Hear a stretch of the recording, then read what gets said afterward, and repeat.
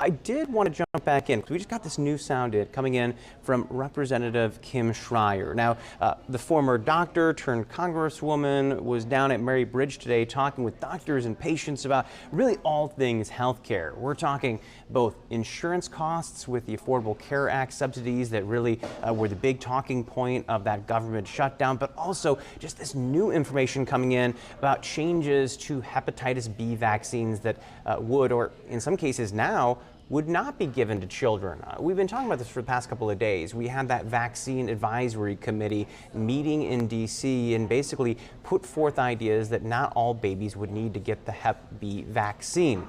Now, some of the leading experts have already spoken out against this in reaction, but Representative Schrier was also asked about this because of her background with medicine today. So let's jump into the conversation that she's having with our crew just a short while ago. The one, big beautiful bill, which is really a big ugly bill that slashes Medicaid, which just about half of kids in Washington state depend on, and it will impact their parents as well. We're talking about the Affordable Care Act and those tax credits that help people afford health insurance, and what that means for their patients and their access to health care. And then we were also talking about RFK Jr. and the Advisory Committee on Immunization Practices and their decision today to not suggest that babies get their hepatitis B vaccine at birth, and how insane that is and how dangerous it is now to be a child in the United States of America. Why is it so insane? So here we go. Ready? Children who get infected as babies, usually from their parents, but it turns out that for a lot of kids, we actually don't know where they got hepatitis B. They have a 90% chance of being chronically hepatitis B infected. Those kids can spread it to others. If you scratch your knee, that blood is infectious for 7 days. In addition, those people are, about 25% of them will go on to get early liver disease, liver cancer, and many of them will die of those things.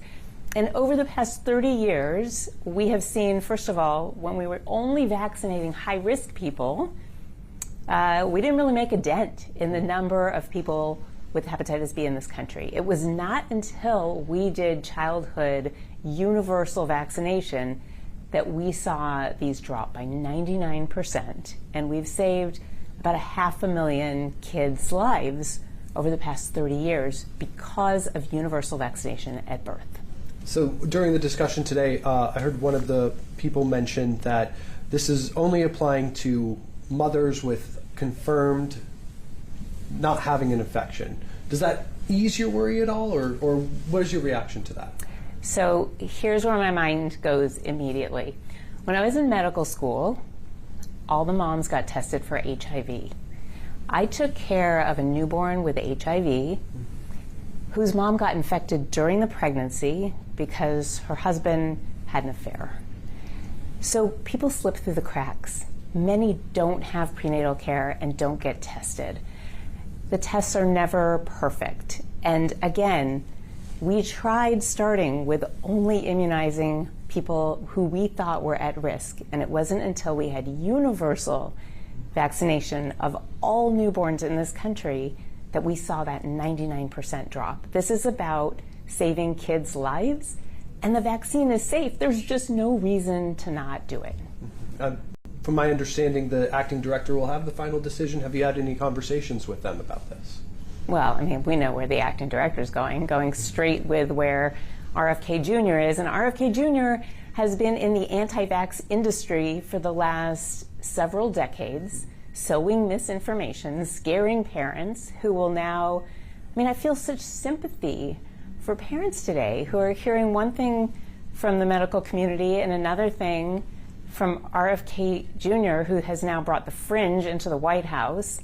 And what are they supposed to believe? They must be so confused and worried. So I'm recommending to parents out there, please talk with your own pediatrician. The only interest of your pediatrician is the well-being of your child and your family.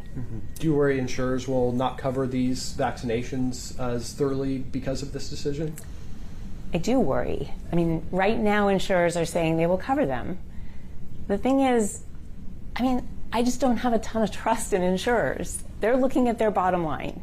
And if they think they're going to be insuring this child, but they're not going to have this child as a patient of theirs in 25 years, their cost-benefit analysis is going to tell them to not do these immunizations. And by the way, this is a very inexpensive immunization. So this sets the rules of the road for the country. It will also, by the way, I want you to know that the advisory committee is where pediatricians look to for what the recommendations are.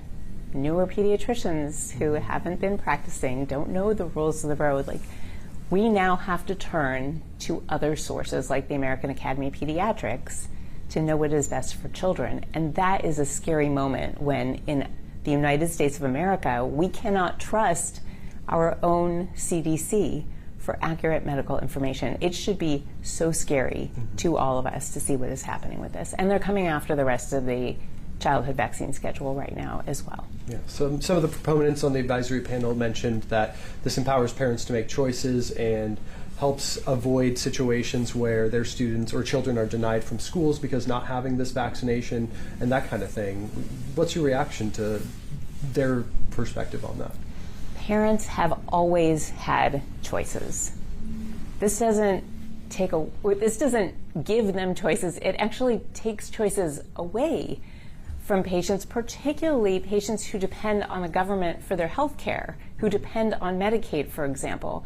And so this is not about choice. This is not about childhood well-being. This is about continuing to churn conspiracy theories and sow doubt about vaccines. And this is done by an advisory panel where the experts were fired. They were replaced by a majority of people who have a long history of spreading misinformation about vaccines and who are, I would call, anti-vaxxers. This is a dangerous time in this country for children. Do you see any recourse that Congress can take on this? So this current Republican-controlled Congress has not yet stood up to what is going on with Health and Human Services. They haven't had an oversight hearing on the firings at the CDC, the firings at the FDA, on what RFK Jr. is doing, both with stacking this advisory committee and with spreading misinformation, because they just will not stand up to this administration. If there is a change and Democrats control the House in the next term, you can bet we will have oversight hearings and we will have transparency, and the American public will see that they are basing these decisions on nothing other than their preconceived decisions.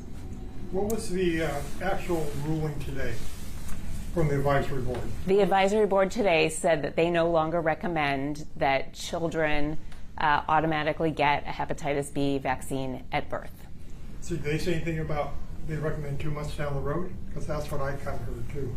So they gave other recommendations about optionally doing it later, about consulting with pediatricians. I can't tell you how many newborns don't even have pediatricians when they are born. Like, they have just made it more difficult for children to get a safe and effective vaccine, and the result will be that more kids get hepatitis B, get chronic hepatitis B, and die of liver disease that is totally preventable. And how? All right, so that is just a portion of Representative Schrier's reactions today. Again, went to Mary Bridge to talk about a variety of things, but obviously hepatitis B quickly becoming one of the big conversations happening around the country. She put this out on Twitter saying, "My statement on today's dangerous ACIP decision to stop recommending the birth dose of the hepatitis B vaccine." Not the only thing she put out online. In fact, she also had a more direct statement for ACIP that we'll take a closer look at.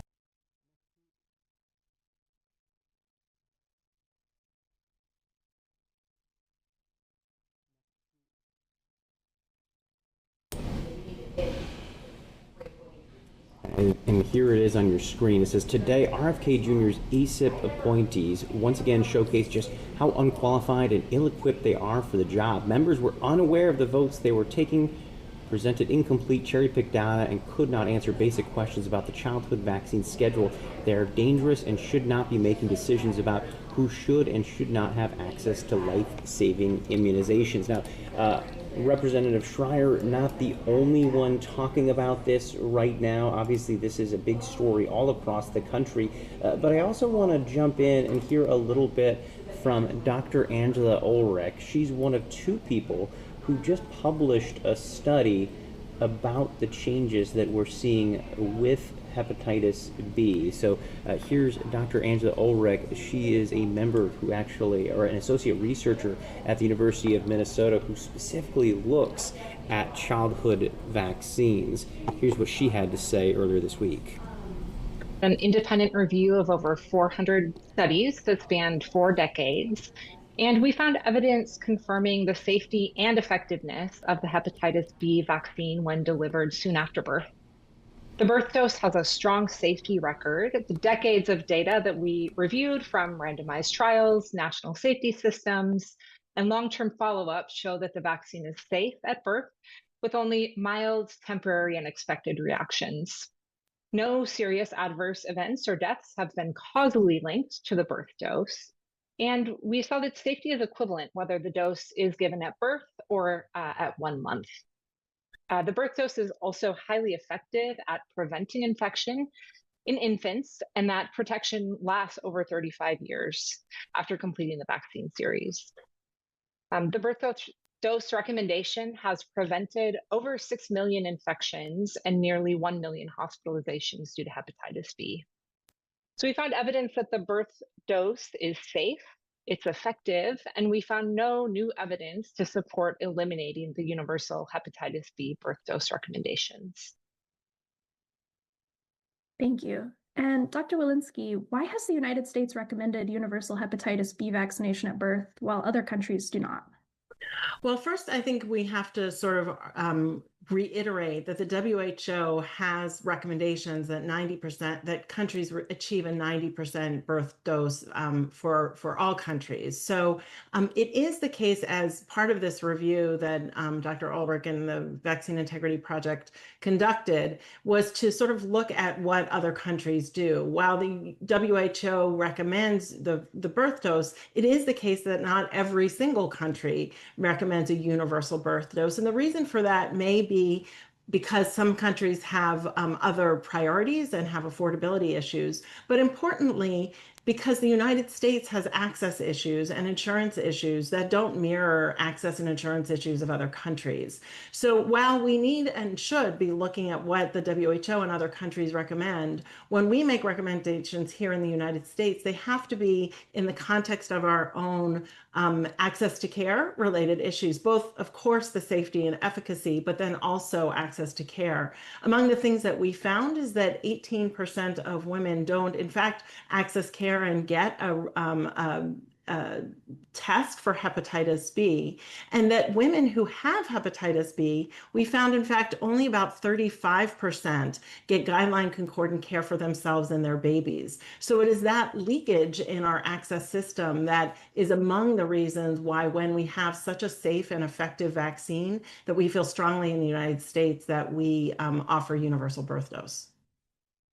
All right, so that is just some of the conversation surrounding the hepatitis B vaccine. Again, this one making waves, as you can see, with the reaction coming in from Kim Schrier, representative from our state that you just heard from as well. They're just basically taking it to the ACIP appointees, referring to them as unqualified and ill-equipped, following the passage of this new change when it comes to hepatitis B vaccines. And you likely heard her kind of make that comment that people are now having to turn to doctor groups and their recommendations as opposed to the federal government, a concern for many people. And again, Kim Schrier, a former doctor herself, so it carries some weight when she says that.